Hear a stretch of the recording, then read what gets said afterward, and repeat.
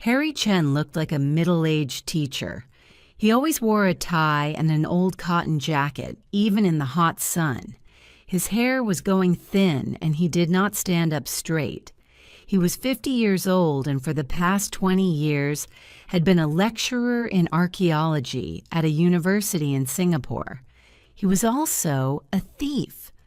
His great love in life had always been archaeology. He loved to see things that had been hidden from human sight for hundreds, even thousands of years. He loved the feeling of excitement he got when he held a piece of history in his hands. But his special love was pottery. The older, the better. Sometimes the university sent him to places where old pottery had been discovered. It was his job to sort out these things. The university would then put the things that were interesting in a museum where they could be shown to the public. But Harry Chen had his own private museum that nobody else knew about. He hated the idea of not keeping some of the old and sometimes beautiful things he found. And if those beautiful things were only small things that nobody but he had seen, who would ever know if they were gone? So he kept them.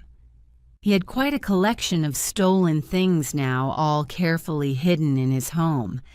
They were mostly small, broken things that were not of much value.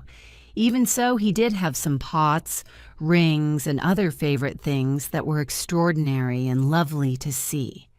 He loved them so much he would sometimes, during the warm evenings, lay them all out on the floor to look at. He would examine each piece with love and care.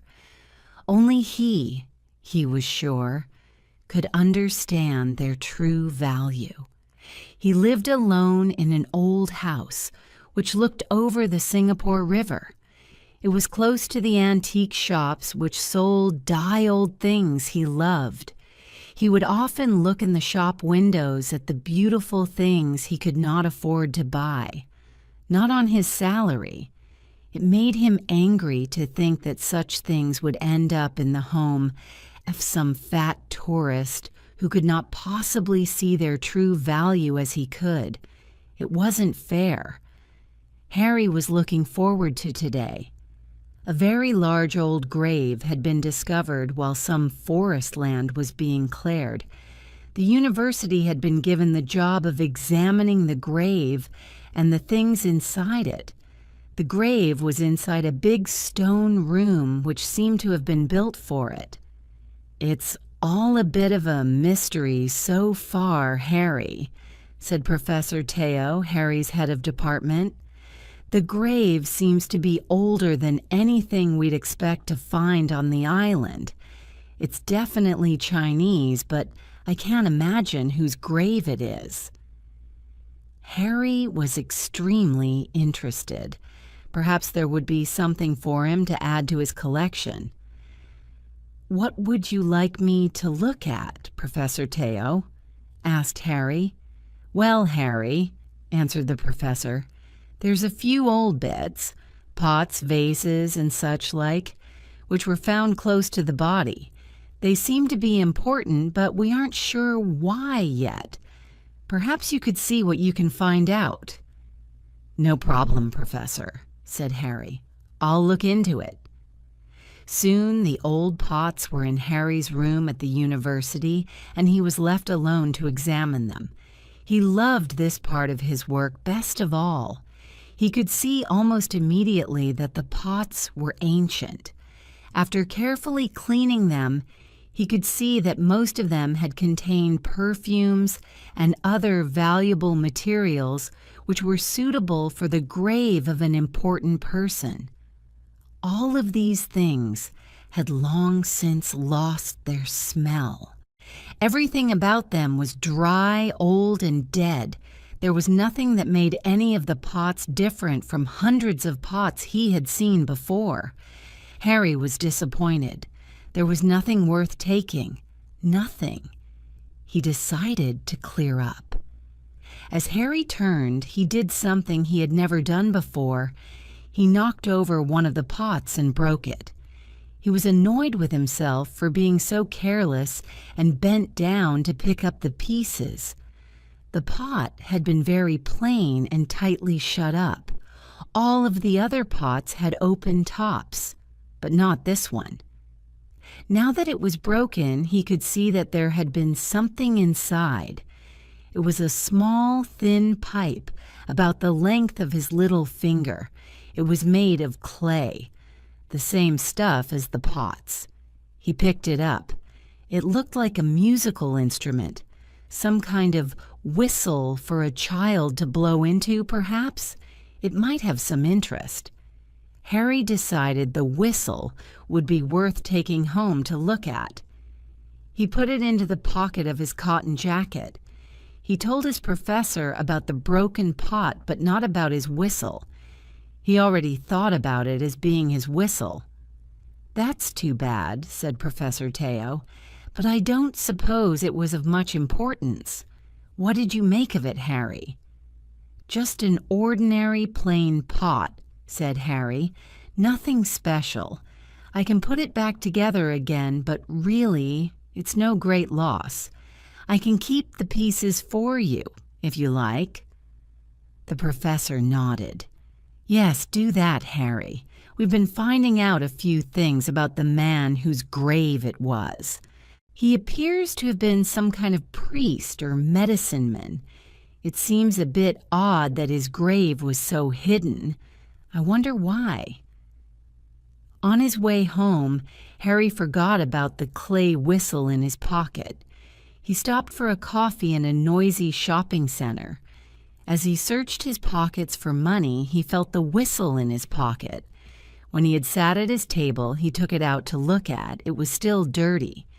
He gently cleared away tea dirt. There was something written on the whistle. The marks looked like writing. He looked more closely and recognized some old Chinese writing. There was very little of it. All it said was, "Be still." Be still? How extraordinary. What did it mean? He looked at the whistle again. It was the kind that one blew from the top, like a football whistle. He wondered if it would still work. The thought came into his mind that he wanted to blow it. He wanted to very much. The whistle had not been blown since it had been placed in the pot all those years before. He would blow it. It was small. It would not make much noise. Nobody would notice. So he put it to his mouth and blew. To his surprise, the whistle gave a thin, clear note that was louder than he expected. Then there was silence. Complete silence. Harry noticed something else, too. Everything was still. Nothing was moving. No noise, no movement, nothing. People who had been walking were frozen in mid-step, like statues. They were as still as photographs. But they weren't photographs. They were real people. Frozen people. Harry's eyes opened wide with surprise. He couldn't believe it. This should not be happening. But it was. He looked around and saw frozen smiles, frozen steps, a fly frozen in flight, a ball thrown by a child which lay frozen above the hand which was waiting to catch it. And all the while, a total perfect silence. Harry sat down again. He could hardly think. How could he make sense of this? This had happened after he had blown the whistle. Had the whistle done this? What would happen if he blew it again? He certainly didn't want things to remain as they were. He blew the whistle again. Once again, it gave its thin, clear note. All at once, the normal world returned. Normal sounds, normal movement. The fly flew, the ball was caught. People laughed and talked. It was as if nothing had happened. Harry was shaken. He put the whistle in his pocket. He would have to think about this. He would have to think hard.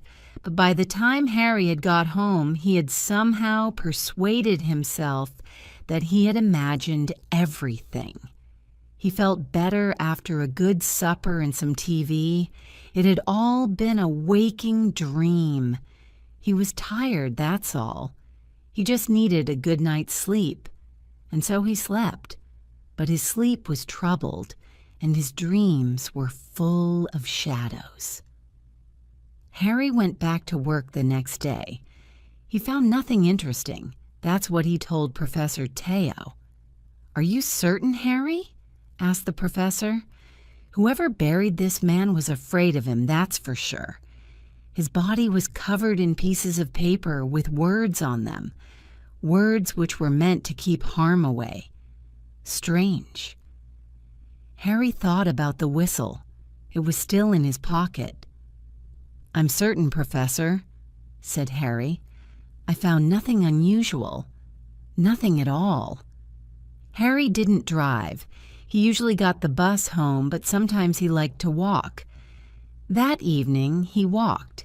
He liked to look at the shops in Orchard Road, one of Singapore's busiest shopping areas. There were antique shops which sold beautiful old pots, maps, and other things that his heart was hungry for, but he could not afford them, not on his salary. His favorite shop sold the most expensive things. He liked the small, beautifully made figures made from apple green jade stone. They cost a lot of money, but he liked to look. Sometimes he would ask if he could examine a piece, as if he were going to buy one of them. Of course, he never did, but he loved the feel of the costly jade in his hands. He found himself in the shop again. It was full of the things that he, as an archaeologist, truly cared for.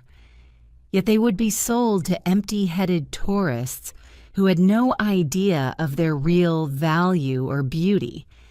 It wasn't fair. Without thinking, he took out the whistle and blew it. He hadn't planned to. It just seemed a natural thing to do. And then there was silence. All was still. Harry felt afraid but excited. So it had not been a dream. It had happened. He saw the shopkeeper standing with his mouth open, looking stupid. A customer was pointing something out, his finger stuck in the air. None of them moved. Harry decided he would look at some jade while they were all still. He took his favorite piece from the shop, a small jade dragon. It was very old and beautifully made. It was lovely. Why shouldn't he have it? The thought at first alarmed him. This was not the same as taking things from the university. Nobody even noticed if he took anything there. Here he would be stealing, just like any thief. He looked around at the frozen world. This was surely meant to be. The whistle had come to him. He should use it. Why not? It was only right. It was far better that such beauty should go to him rather than stupid people with more money than sense. It was only fair. But he would have to do it right. If he was the last one to be seen with the jade dragon, he would be looked for once it had gone. He blew the whistle, and the world moved again. He waited for a while, then went to the shopkeeper and asked to see it. "It's a fine piece of work, sir," the shopkeeper told him, "and only $20,000. "It is lovely," said Harry as he held it in his hands. He wanted it. He would have it. But he made a point of handing it back so that other customers and the video cameras set up in the shop could see him do it. "Thanks for letting me look, but I'm afraid that's all I can afford to do just now," he said to Dai's shopkeeper. He walked out of the shop into the shopping center. out of sight of the shopkeeper. He sat down on a nearby seat, took out the whistle, and blew. The whole shopping center went still and silent. Harry felt more excited than he had ever felt in his life. He could walk into any shop he liked and just take whatever he wanted. Anything at all. And nobody would see him. It was perfect. But for the time being, he would just take the jade. He walked back into the shop, took the dragon from its place on the shelf, put it into his pocket, and walked out of the shop. He went back to his seat and blew the whistle once more. The shopping center came back to life. Movement and sound returned. He had done it. And who could blame Harry Chen for the disappearance of the jade? After all, the shopkeeper had seen him leave after he had returned the jade. So had the cameras in the shop. It had been easy. As he walked home, he felt like a god. The little jade dragon was the best thing in Harry's collection. He kept all his things in a rosewood box. He would soon need a bigger box. And as Harry slept that night, he dreamed that the whole world was still, and he was the only moving thing in it, he and the shadows. The next day, Harry thought that he would see what the whistle could do. He decided to try it out at work, perhaps on that old fool, Professor Teo. But whatever he did, he must not draw attention to himself or the whistle. He was sure of that. It was his whistle, and he did not want to lose it. Harry was used to asking questions about things. It was what archaeologists did. It was part of the job. He wanted to find out more about the whistle. The first thing he wanted to find out about was this. Did the whistle simply stop things moving, or did it in some way stop time itself? It was important to know. He didn't want people to notice that they'd lost time. That would be a problem. But if time had stood still, there would be no problem. They wouldn't even know about it. Professor Teo came into Harry's office. This could be his chance to test the whistle. "Harry," said the professor, "I've got some news about our grave." "News, Professor?" asked Harry. "Yes," said the professor. "We've been in touch with a local Chinese priest who knows all about this kind of thing. But it wasn't easy. He had to look in the oldest books he could find before he could tell us who this man was. And I was right. It is all rather strange, to say the least." Harry felt a sudden coldness run down his back. "So who was he, Professor?" asked Harry. "His name," said the professor, "was Lu Fu, which means the tiger. He was a priest who was thrown out by the other priests." "Why?" asked Harry. "The priest who told us this wouldn't say why exactly," continued the professor. "But I think this Lu Fu must have done some very bad things. The priest even warned us to be careful, even though this man has been dead for all these years." Professor Teo laughed. "Honesty! You'd think he was going to rise from the dead the way that priest talked about him. Still, it all makes our job that bit more interesting, doesn't it, Harry?" Normally, Harry would have laughed at such things along with the professor, but his throat felt tight and dry for some reason. I suppose so, Professor," he answered nervously. Professor Teo turned to look out of the window, a habit of his. Harry knew that this was his moment to try out the whistle. While the professor wasn't looking, he took out the whistle and blew it. Then all became still. All became silent. Harry clapped his hands in front of the professor, shouted at him, and waved his hands in front of his face. Professor Teo did nothing. He was like a figure made of stone, exactly as expected. Harry then waited for exactly 5 minutes. He counted the seconds himself before blowing the whistle again. The world of sound and movement returned, and the professor turned towards him.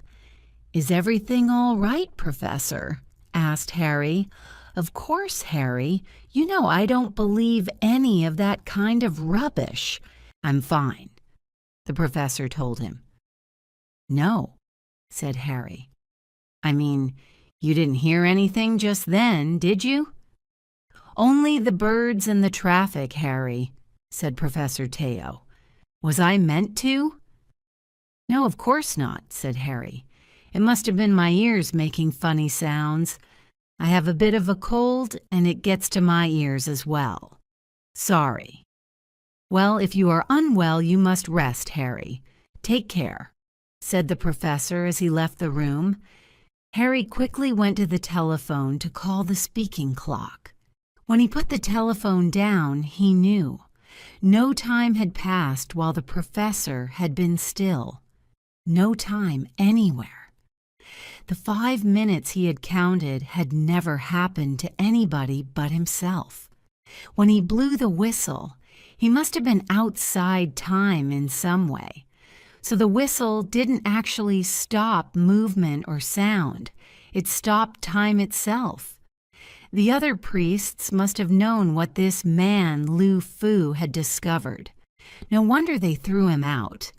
The way he'd been put in a grave that was more like a prison of stone.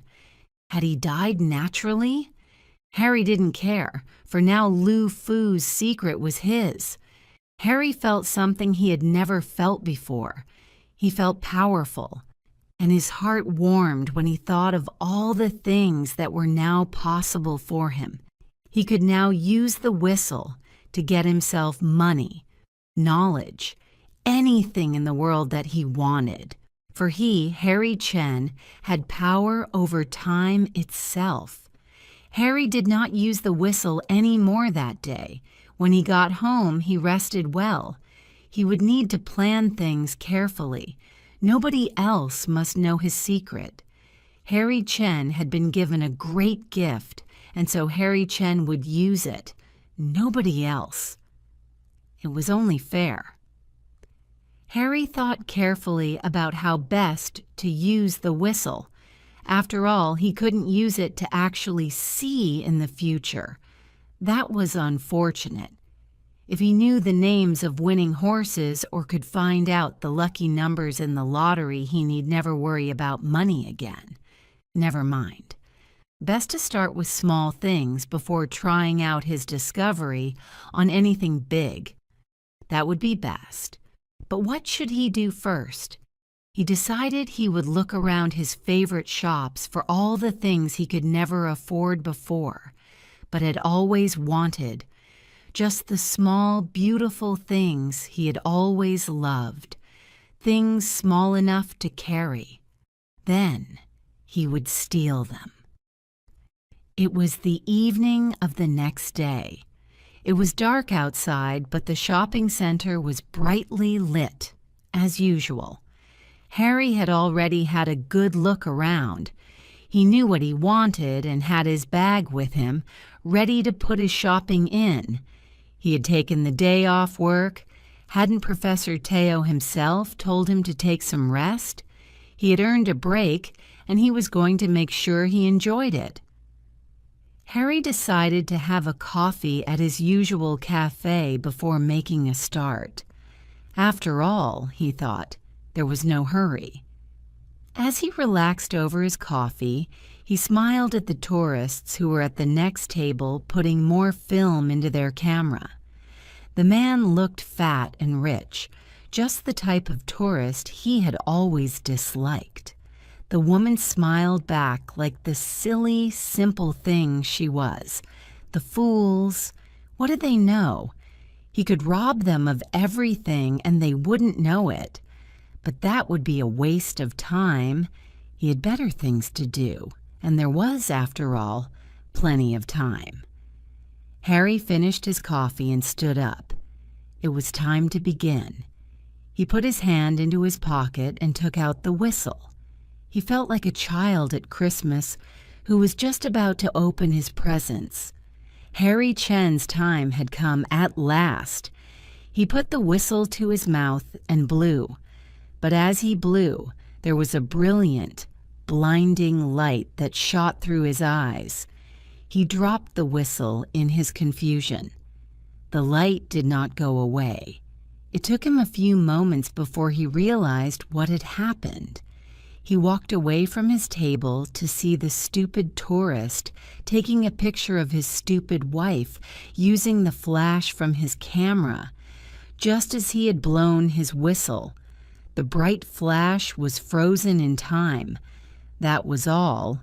It was just a camera. But he had dropped the whistle. He had to find it. He began to look around the bright stillness which was all about him. Then he felt something break beneath the weight of his shoe. He looked down. The whistle lay in pieces. His heart seemed to rise to his mouth as he realized what had happened, and the whistle lay in tiny pieces on the ground. Harry knew, as soon as he saw it, that it was too difficult even for him to repair. He was stuck there. Harry tried shouting at the still smiling tourist, at the waitress, at everybody he saw, but it was useless. They could not hear him. They could not see him. He might just as well not be there. He did not know whether time had stopped for the world or just for Harry Chen. And for how long? Would he live there always with no future and no past? Would he die there? These thoughts were passing through his mind as he considered the broken remains of the whistle. Only one part could be recognized. It was the part which had on it the words, "Be still." He felt afraid. He felt robbed. He felt a cold shadow pass over him. It just wasn't Faye.